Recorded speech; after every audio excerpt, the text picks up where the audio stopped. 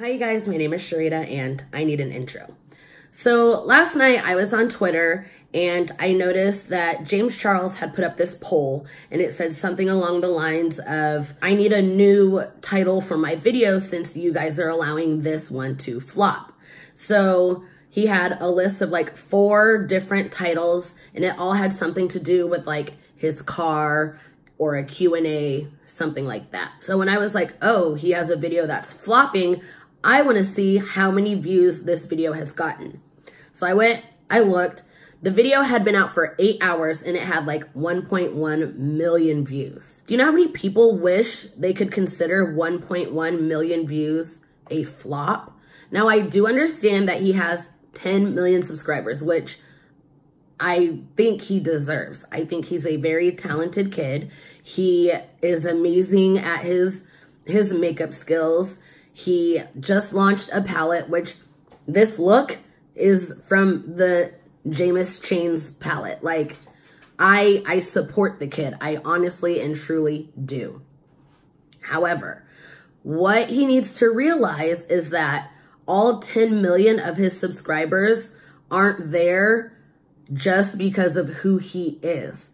A lot of his subscribers watch him because he's a makeup guru or a makeup artist. Not a lot of people are invested into his personal life. Are we proud of him that he's bought a house? Yes.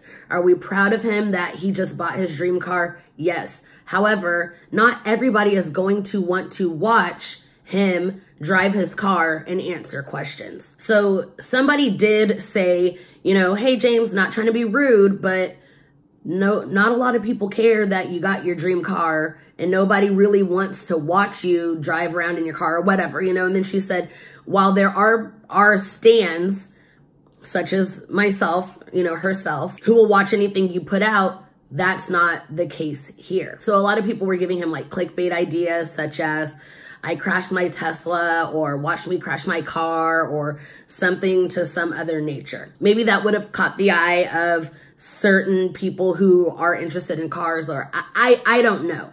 But basically what I'm trying to say is 1.1 million views is not a flop. And this just goes to show James's immaturity, and I hate to use this word, but arrogance. To me, and I could be completely wrong, it seems as he feels like he should be getting 10 million views on every single video he does because he has 10 million subscribers. If we look at people who have 10 million subscribers and plus, they're not always getting 10 million views on every single video that they put out. I mean, even somebody who has 100 subscribers, they don't get 100 views every single video that they put out. It depends on so many different things. It depends on what the topic is about. It depends on the analytics. Like, there's so much that goes into YouTube. You would think that people would realize not everybody's going to watch everything that I do. And because James is mainly a beauty guru, of course, his videos about makeup and beauty are going to get more views. Now, sidetrack, side note, because that's what I do best. I have another channel and it is dedicated to strictly cheerleading, and I'm going to tell you why. When I first started my channel, it was called Cherita is Random because I like to talk and I like to talk about a lot of things. But I realized that I would put out a cheerleading video and it would get like 1,000 views. And then I would put out another video about anything. I mean, like, I've talked about other YouTubers. I've done makeup tutorials. I've talked about literally everything under the sun that you can think about. But those videos would get like 50 views. So obviously people were more interested in my cheerleading content than they were in Cherita. So I took it upon myself to dedicate that channel that had, you know, most of my subscribers wanted to watch cheerleading content. I changed that whole channel, that whole platform to just cheerleading. However, I still wanted to talk about other things. So I made this channel where, you know, Cherita explains it all. So I think what James needs to realize is that not all of his videos are going to get the same amount of views as his beauty his beauty videos because he's a beauty guru. You know, I get it. I understand that he does have a lot of subscribers, but just because they subscribe to him does not mean they are emotionally invested in every single thing that he does. And he does have a lot of growing up to do, and he needs to learn how to take constructive criticism a little bit better, because that right there shows that he doesn't quite understand that not everybody is going to be interested in every single thing that you do. So about this whole constructive criticism thing, that was a terrible segue, but I'm going with it. Yesterday, I believe it was, James tweeted a YouTube video by this girl named Sierra Schultze or Sierra something or another. And it was a video hyping up his merch. And it was like Sierra being brutally honest about the sister merchandise or whatever. And it was a good video. I watched the video. She didn't have anything terrible to say about his merch. I think she ranked all of the merch that she purchased. And I think the lowest that she gave out of a 10 was like a 7, which is still pretty good. So James tweeted it out and was like, oh, I love when people are brutally honest about the things that I put out. Well, Beauty Truth Sleuth, she tweeted out and was like, so where was this energy when Dustin Daly and Cody Rants were brutally honest about your palette? And I don't know if he ever responded. I don't think he did.